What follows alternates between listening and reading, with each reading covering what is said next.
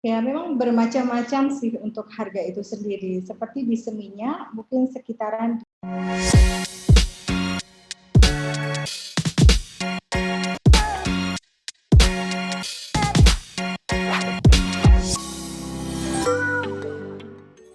Hai Property People, senang sekali kembali saya Angie Aditya dapat berjumpa di acara 123 Pro Tips. Dan seperti biasa, di episode kali ini kita akan membahas tentang tips dan trik seputar dunia properti yang akan kita sharing untuk seluruh agent-agent properti yang ada di Indonesia. Dan kali ini saya sudah bersama dengan seorang agent hebat. Kalau biasanya kita ngebahas tentang properti yang ada di area Jabodetabek, kalau sekarang episodenya sedikit berbeda. Kita akan membahas properti sensasional yang tentunya ada di daerah Pulau Dewata atau tepatnya di Seminyak, Bali. Kali ini telah bergabung secara virtual by Zoom ada Ibu Widiati Indaryana selaku Eksekutif Asisten to Principal Ray White Seminyak, Bali. Oke, langsung saja ya kita akan langsung menghubungi. Halo, apa kabar Ibu Yana? Selamat siang. Baik, aduh senang sekali hari ini kita bisa berbincang-bincang langsung begitu by Zoom dengan Ibu Widiati Indaryana. Aku enaknya panggil apa nih ya Bu? Panggil Ibu Widya atau Ibu Yana? Ibu Yana aja.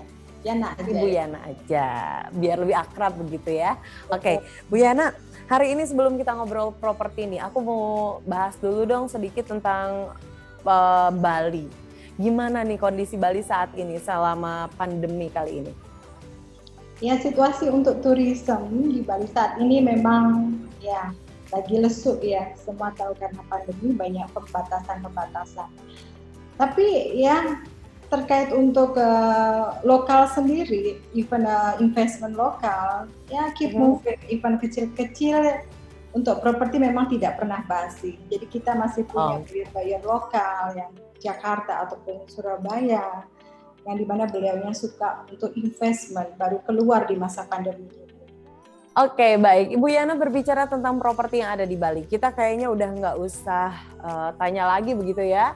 Bali itu dari kualitas propertinya, dari harga propertinya sudah dipastikan memang betul-betul fantastis.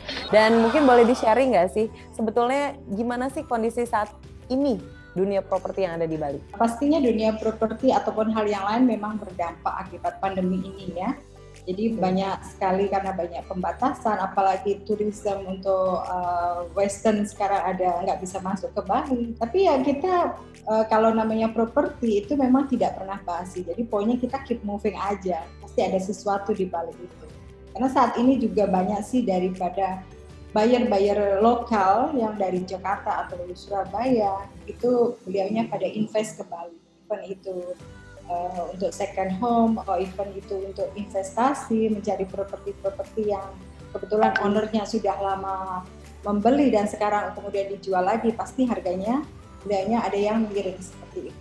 Oke, baik Bu Yana. Jadi property people tuh kan, meskipun pandemi ternyata dunia properti ini kasarnya tak pernah surut gitu. Meskipun ada surut tapi kayaknya tidak terlalu signifikan. Nah, aku mau sedikit bahas tentang dunia properti di Bali. Berbicara tentang properti di sana, boleh nggak sih di-share tentang kira-kira nih di Bali itu kisaran harga propertinya berapa sih? Boleh dikasih bocoran sedikit? Ya memang bermacam-macam sih untuk harga itu sendiri. Seperti di Seminyak mungkin sekitaran kita dari 1M sampai 3M ya, tergantung dari lokasi tersebut. Untuk luas tanah 100 square meter. Kalau kisaran Canggu, ya kisaran Canggu yang beachside dan beachside pastinya berbeda. Jadi sekitaran mungkin dari 350 sampai bisa lebih dari 2M juga kalau dia beachfront. Jadi tergantung daripada lokasi properti itu sendiri atau surrounded daripada properti itu sendiri. Itu sangat mempengaruhi daripada harga propertinya. Betul sekali itu kan property people. Jadi buat yang sekarang ini mau investasi, properti yang ada di Bali tadi kisaran harganya rata-rata kalau Seminyak itu 1 sampai 1M ke atas begitulah ya. Karena kadang memang harganya tuh atasnya atas banget gitu. Tapi kalau misalnya Anda juga ingin berinvestasi di daerah Bali sekitarnya seperti di Canggu, rata-rata harganya mulai dari start ada yang 350 yang non beachside, ya pastinya dia menjauhi dari pantai. Yang mendekati beachside itu sendiri itu sekisaran dari 600 sampai dua eman. Sekarang berbicara tentang cara ngejualnya. Kalau di Bali sendiri nih, properti yang paling banyak dijual tuh apa sih? Kira-kira apakah second home atau mungkin juga kebanyakan kan seperti kita tahu villa, resort atau mungkin bahkan hotel properti yang dijual di sana? Jadi kebanyakan untuk saat ini memang secondary karena kebetulan itu banyak sekali untuk buyer-buyer yang suka untuk second home. Tapi ada juga yang kebetulan banyak investment yang beliaunya mencari untuk properti yang memang under market value. Oke, jadi seperti itu ya Bu Yana ya. Bu Yana, aku mau tanya dong kalau untuk segi bayarnya sendiri. Kira-kira untuk di Bali nih, kebanyakan tuh buyer itu lebih ke lokal atau mungkin dari luar negeri pun banyak sekali buyer yang tertarik untuk membeli properti di Bali? Jadi untuk setelah pandemi ini, kebanyakan buyer yang ada datang ke Bali itu buyer-buyer lokal. Even Jakarta, Surabaya, Medan, ya. Tapi sebelum pandemi memang kita banyak sekali buyer dari luar negeri juga. Jadi beliau-beliaunya sudah punya partner ataupun istri yang domestik Indonesia. Nah, aku mau tanya dong, sebetulnya keunikan Bali sendiri dalam menjual properti ini apa sih yang bisa dinaikin gitu Bu, yang bisa kita sharing hari ini?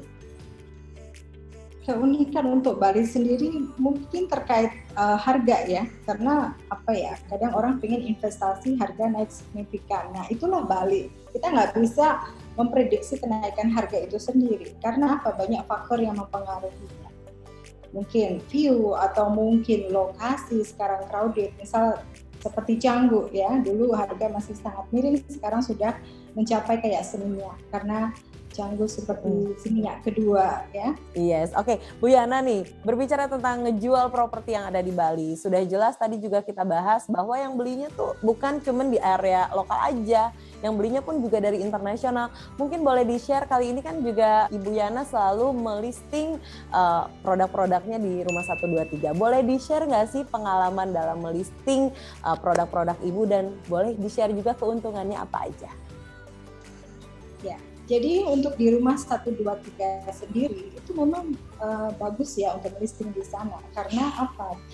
Dari Rumah 123 sendiri selektif daripada agent, pastinya dia memilih agent yang profesional di sana, dan juga listing-listing yang ada di sana itu listing-listing yang sudah terselektif, dalam arti sudah cek dokumentasi, kemudian cek daripada lokasi tersebut. Jadi paling nggak cek dari alamat perusahaan yang melisting di sana, kemudian legalitas, dan cek IMB. Oke, jadi memang jelas aman, baik itu untuk agennya maupun untuk pembelinya. Jadi sudah dipastikan untuk para agen-agen yang saat ini juga mungkin baru bergabung, baru meretas dunia perejenan di Indonesia, jangan lupa untuk ikuti jejak-jejak sukses dari Ibu Yana, yaitu adalah melisting di tempat yang benar. Dimana lagi kalau bukan di rumah123.com. Oke, Bu Yana, senang sekali kita bisa berbincang-bincang. Sebelum kita tutup, mungkin ada yang ingin disampaikan, kata-kata penyemangat untuk para agen-agen yang saat ini baru tergabung di dunia properti ini. Ya, untuk agen-agen kita, jadi poinnya kita keep moving aja, always keep positif. Bagaimanapun keadaannya, kita tidak boleh berputus asa. Pasti ada sesuatu besar di balik itu.